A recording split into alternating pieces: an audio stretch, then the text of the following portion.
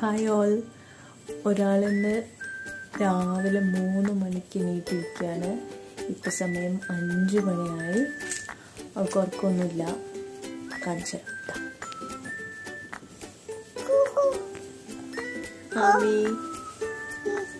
അമ്മ കുഞ്ഞെന്താ ഉറങ്ങാത്തെ? വാവില്ല.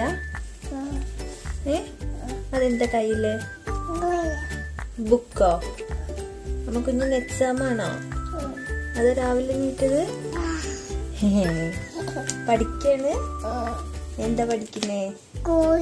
കോഴിയോ? ABCD പഠിക്കണ്ടാ? അന്ന് പറഞ്ഞേ. ABCD പറഞ്ഞേ.